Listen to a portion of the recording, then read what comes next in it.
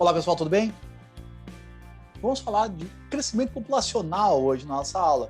Meu nome é Daniel, sou professor de Geografia e você agora vai adentrar ao mundo da demografia, do crescimento populacional, o que leva, como faz para calcular, como é, onde acontece maior crescimento populacional, onde acontece a maior migração, as maiores migrações e tal.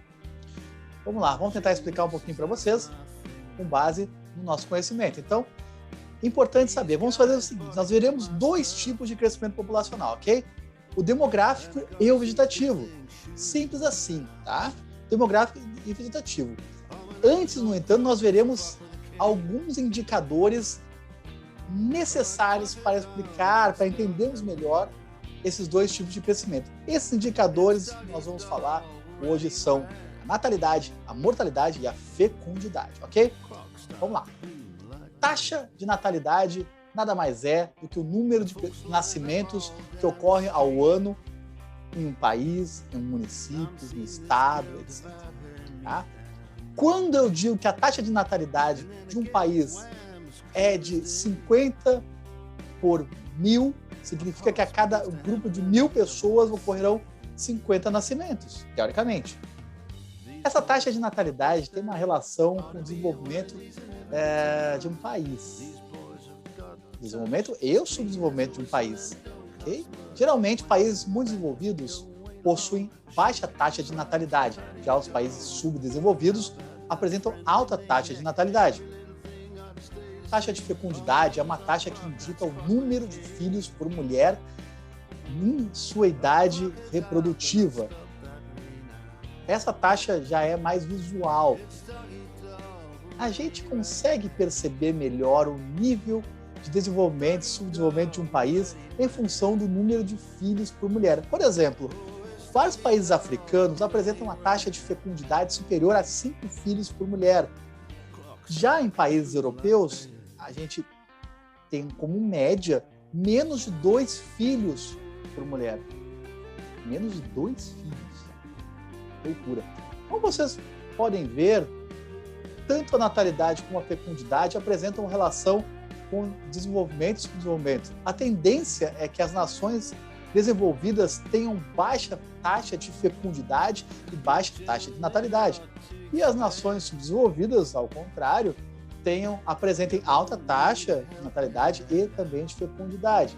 Por que as nações subdesenvolvidas apresentam alta taxa de natalidade e de fecundidade? Bom, eu posso tentar explicar isso com três fatores importantes. Primeiro fator, a falta de informação de algumas áreas, né? E as pessoas acabam não entendendo que ter uma quantidade X maior de filhos não faz nenhum mal àquela aldeia ou aquele país, então vão, a grosso modo, empilhando filhos, sem ao menos ter condições de criar esses mesmos filhos. Segundo fator que eu acho muito importante, a falta de acesso aos métodos contraceptivos, anticoncepcionais. Isso é importantíssimo e ocorre direto em países subdesenvolvidos.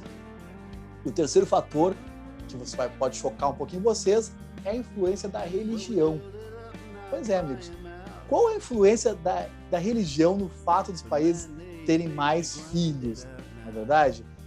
Simples. A religião encara o sexo como um método reprodutivo apenas em determinadas áreas, em determinadas religiões, tá? Mas de um modo geral.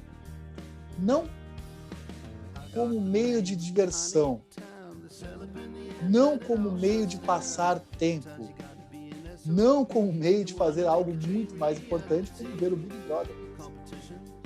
Segundo a Organização Mundial da Saúde, a taxa de fecundidade ideal é de 2,1 filhos por mulher. Por que 2,1? Fácil de entender. 2 filhos substituirão o casal futuro. Esses 2 filhos não estarão mais presentes na face da Terra e quem vai substituí-los? Os próprios filhos, que serão um número de 2. Tá, mas por que aquele 0,1 a mais ali? Fácil de explicar, gente. Porque esse 0,1 compensará aquelas crianças que não chegarão à fase adulta. A taxa de mortalidade é medida semelhante à taxa de natalidade. A diferença é que nós vamos mudar aí o objeto de análise, né, do indicador. Então, qual é o objeto de análise desse indicador? As pessoas que morreram, não mais as pessoas que nasceram. Ela também é medida por 1000, importante isso.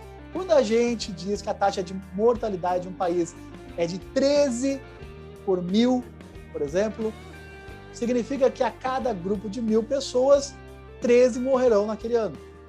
Agora que nós já temos um pouco desses indicadores demográficos vistos anteriormente, vamos agora falar de crescimento populacional propriamente dito, ok? Nós temos 2 tipos de crescimento populacional.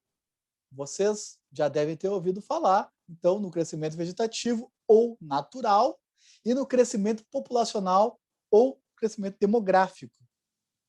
O crescimento vegetativo simplesmente leva em consideração a natalidade e a mortalidade.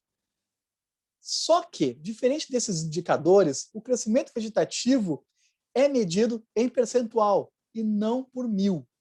O crescimento vegetativo tende a ser mais elevado em nações subdesenvolvidas, em função da falta de informação de todos aqueles fatores que a gente já falou.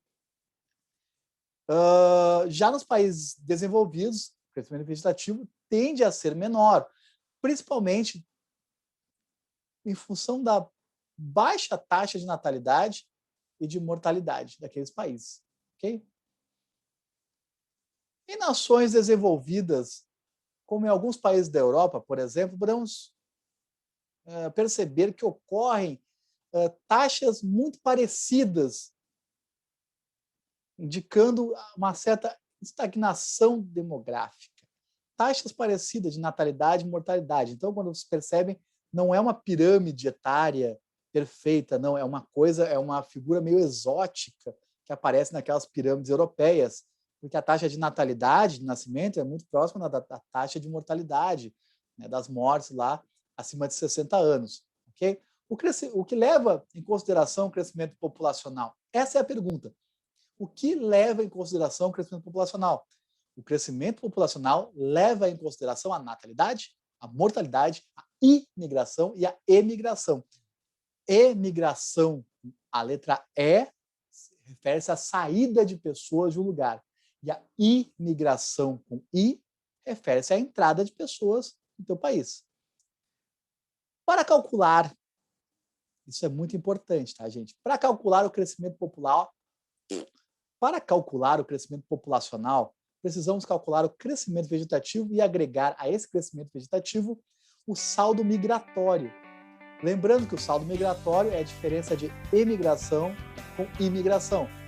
Há uma tendência em países desenvolvidos que o crescimento vegetativo seja menor que o crescimento populacional. E nos países subdesenvolvidos, que o crescimento vegetativo seja maior que o crescimento populacional. Por que essa tendência, professor? As pessoas procuram lugares melhores para viver. Fácil de explicar, não? Então, é uma tendência natural de ocorrer uma migração de países subdesenvolvidos para países desenvolvidos. Logo, os países subdesenvolvidos tendem a ser países de emigração. E os países desenvolvidos são os países de imigração. Lembre-se, há exceções, sempre. Então tá, gurizada. Agora, a gente sabe muito bem como diferenciar o crescimento vegetativo e o crescimento populacional. É interessante também analisarmos a dinâmica populacional no território brasileiro. Mas isso fica, então, para uma próxima aula. Até mais!